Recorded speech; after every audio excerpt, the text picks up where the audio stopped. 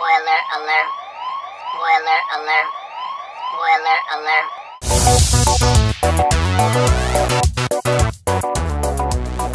What's up, guys? This is Master King JC of the Anime Gaming Nexus, back again after a bit of a break. I bet you're wondering, where have the videos been for the past few days? It's been almost 2 weeks since I've uploaded a video on the channel, and I've been pretty busy as of late. You know, school stuff, and a lot of studying, a lot of homework, a lot of things I had to do during that time, which took away from making the video. So I decided, yet again, this isn't the first time I've done it, so we're going to get chapter 855 of One Piece and chapter 856 all together in this big double whammy review video. So I'm just gonna cut right to the point. One Piece is on break this week, actually, not next week, this week. So the next chapter won't come out until the following week. So that's good. That gives me more time to replan, regroup. And as you already noticed, this video is in a different format.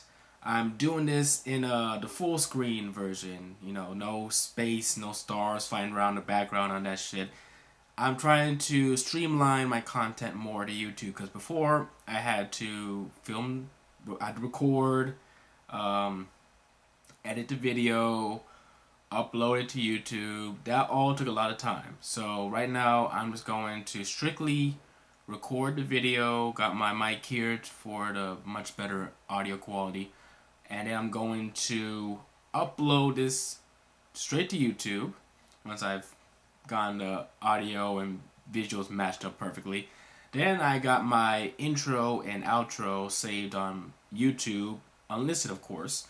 And then I'm going to put those together and in YouTube's whole video editor thing and just have the video up there. So that's what I'm going to experiment with for the past few days to see how that works. So best of luck to that. Let's just get right into the chapter. So, chapter 855, title is Growl, and chapter 856, which is titled Liar.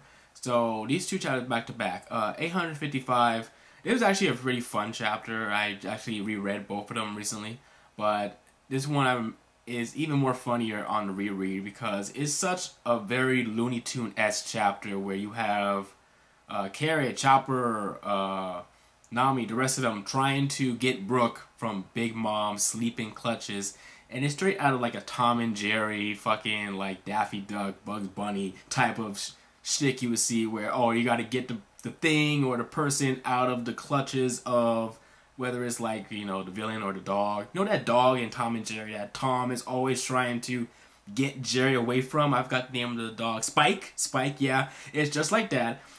Imagine Big Mom is Spike and Brook is Jerry. And everyone else is Tom. They're trying to get Jerry away from Spike. But anyway, it's really funny, you know, shtick. I like the whole visual gags there. Like, Oda's really great at visual comedy. And that's totally the inspiration where he got this from here. And it's really interesting too because you can interpret Big Mom's situation here in different ways, many different ways, because she obviously has her observation haki on, but I'm not too sure. In fact, I think this actually falls in line with theories I've seen of every person having their own different type of observation haki, like how Usopp's observation haki is he can see like, you know, like auras through walls and buildings. Luffy, he can sense like really strong opponents, and he associates them with like strong animals or stuff like that. How everyone has a different type of observation haki. Now I think Big Mom, her observation haki is that she sees those who are weaker than her, like she can sense their auras, and they're on such a small, insignificant scale to her that they appear to be nothing but flies to her, you know, from her mind's eye. And, you know, that's the whole gag with the whole fly coming in, too. So I think that's both like a double entendre right there. I don't know if I use the word double entendre right, but I think that's what Oda's trying to imply there with the fly coming in, and Big Mom swats the fly, and then Zeus and Prometheus think that Carrot, Chopper, and Jimmy are all flies because they're so below her on a power standpoint. Right, I think Sawyer mentioned this in his review, but that's interesting. So he had to get Brook, and Brook pulled in the biggest clutch moment of the arc. Like, this is Brook's year right now. Like, fuck the year of Sanji. This is the year of Brook. Brook got the poneglyphs in his skull. In his skull right there. So, that theory was true, and I'm glad it's true because it shows that the readers understand what Oda's going to do, and it shows that Oda doesn't think his readers, you know, are lesser than lesser scale of intelligence. I mean, he doesn't think his readers are idiots, you know. He knows we've been reading One Piece for a long time. He knows that we remember that Brook, you know, has a compartment in his skull he opens up. So that was a great callback to that right there. And it makes sense. I was actually thinking this before, like, how would he fit all that into his skull? He actually folded up into, like, little sheets. Like, he folded up really small, like, which makes sense. And also makes sense how Brook would be able to get, like, the rub-ins for all three of them, because remember, Brook is really fast. So his speed would come into play right there. So yeah, like, that part was great right there. And you have Bobbin. I get the Bobbin, but the Bobbin thing with him right here going after Sanji, knocking those guards unconscious, that was a big, like, bait and switch from Oda's part, which I'll get into when we get to 856. But that was a big bait and switch. And the chapter actually, like, there's not really important to discuss in the rest of the chapter, but the main part chapter to remember is that Sanji meets up with Luffy. So that's pretty much where the chapter ends right there. So overall, chapter 855, it was a good chapter just for that whole, like, Big Mom shtick, you know, the whole comedic visual gag stuff, and for Sanji meeting Luffy. So that was a good chapter just for those things there. Oh, and Brook having the poneglyphs, great.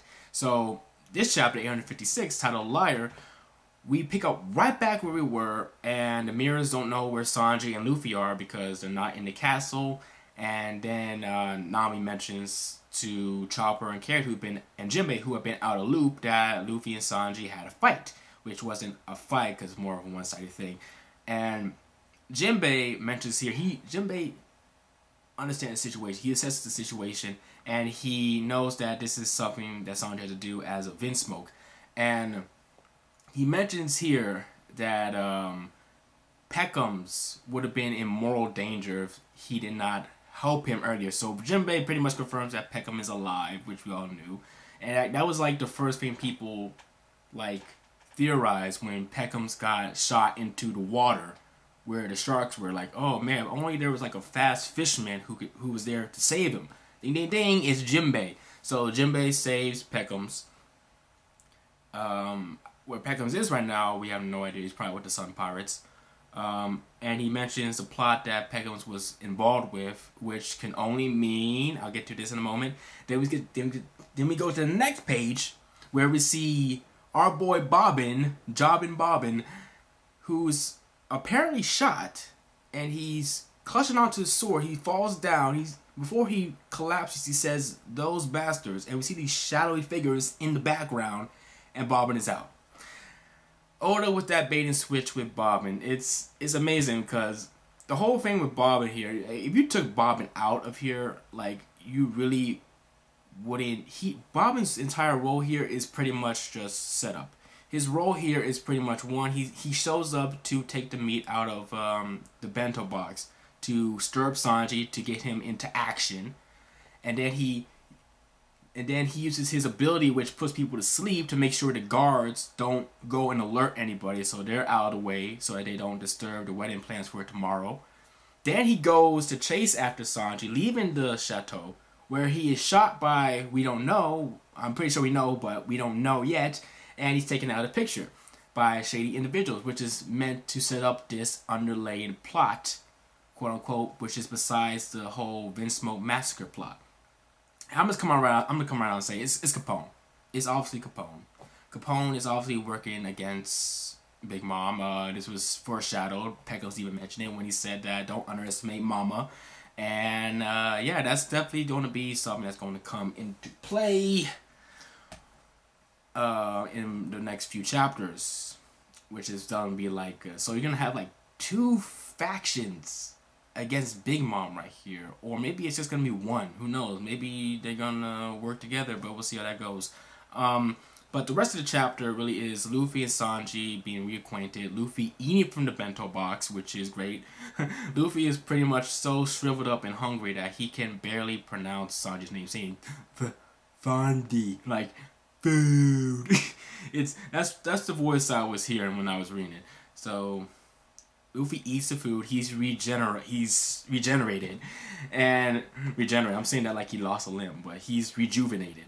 I meant to say, and like the comparisons here, like I didn't mention this here, but there's a scene in the last chapter where a dog comes up to get the food from the box as Sanji's running through the rain, and here Luffy's eating from the box, which has been ruined, is covered in rain, a dog attacked, it's all messed up. He eats it and he still says it's delicious. That is 100% a parallel to Sanji when he was younger with his mother, and it's so obvious here, and it's really good the way Oda executed here, because it makes sense too, because when Luffy says that, you see these panels with Sanji, he's just sitting there, you don't see his face, he's all quiet like, and you could tell that he's thinking about his mother, and you could tell like him saying the next few things here about the reasons why he can't return to the crew are hard for him.